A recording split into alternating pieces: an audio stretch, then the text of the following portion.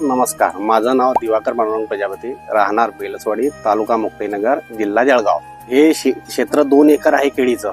याच्या आधी पण इथे केळीच होती आणि एप्रिलमध्ये केळी होती आणि परत इथे केळी लागलेली आहे। तर ही जी किमया आहे केळीची, हे मनीषा मार्केटिंगमुळे झालेली आहे। इथे बघा याचा बुंदा किती आहे, पानं किती आहे। इथे आम्ही डिकंपोजरचा वापर केलेला आहे जमीन भुसभुशीत राहण्यासाठी। बेसल डोस मध्ये रिफिल, कंपोस्टर आणि फॉस्फेटचा इथे बेडमध्ये वापर केलेला आहे। ही सगळी किमया मनीषा मार्केटिंगची आहे। तर बघा याचे बुंदा किती आहे।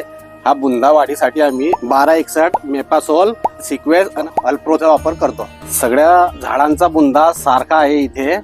इथे पानांची संख्या भरपूर आहे, करपा खूप कमी आहे आणि सगळेच रोप आमचे म्हणजे बुंदा चांगल्या प्रकारचा आहे आणि हे रोप जैनचे आहेत। जैनचे G9 चे रोप आहेत। लागवड ही 7 सप्टेंबरची आहे।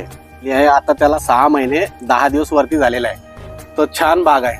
आम्ही 5-7 वर्षापासून मनीषाचे खत वापरतोय, तर आम्हाला खूप चांगला रिझल्ट आहे।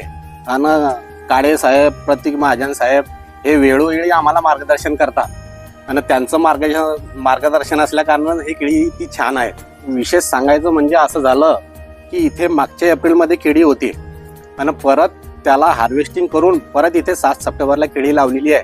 ते खूपच छान आहे। केळीवरती केळी असूनही आम्हाला विश्वास पण बसत नाही की बा आपली केळी इतकी छान आहे।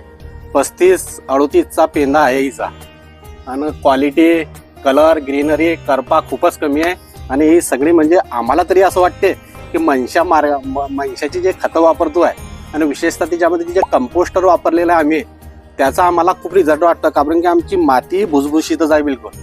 आमच्या मातीचंही म्हणजे रेग्युलर जे असते किंवा आपण मातीमध्ये जो फरक पाहतो तो यंदा जास्तच वाटतोय आम्हाला। आमचे जे काळे साहेब आहे, प्रतीक महाजन साहेब आहे, हे वेळोवेळी आम्हाला मार्गदर्शन, काही प्रॉब्लेम आला, काही आम्हाला असं वाटलं की बा कुठेतरी काहीतरी कमी पडते आहे, काही केळीमध्ये काही कमतरता दाखवते, तर वेळोवेळी आमचे साहेब, काळे साहेब आणि प्रतीक महाजन साहेब वेळोवेळी आम्हाला मार्गदर्शन करतात आणि तो आमचा प्रॉब्लेम सॉल्व्ह करून देतात। मनीषाचे खतं वापरल्यामुळे आमचा जो बाकीचा वेस्ट म्हणजे खर्च वाढणार होता, बाकीचे खतं वापरतो आम्ही, म्हणजे चुकीचे खतं वापरत होतो, कोणत्या वेळेला कोणतं, कोणत्या वेळेला कोणतं, तर ते आमच्या खताचा खूप म्हणजे पैशाची बचत झालेली आहे। 4-5 वर्षापासून आम्ही मनीषाचे खतं वापरतोय, तर आम्हाला म्हणजे खूपच उत्पन्नामध्ये चांगली वाढ दिसून आली। खर्च कमी होतोय, उत्पन्नात वाढ येते, पर्सेंटेजमध्ये म्हणजे केळी कापली जाते, वाधा वगैरे, कलर वगैरे, म्हणजे असं वाटते किंवा आपण जे खतं वापरतोय त्या खतांमुळे आणि साहेबांच्या मार्गदर्शनामुळे चांगलं म्हणजे आमच्या उत्पन्नात भर झालेली आहे। आणि तुम्ही पण मनीषाचे खतं वापरली पाहिजे असं वाटते मला। कारण की कसं आहे, आमचं बरचसं म्हणजे खत वेस्टेज जात होतं। साहेबांनी जे सांगितलं मी वेळेवर ते म्हणजे देत होते, परंतु त्याची वेळ चुकत होती।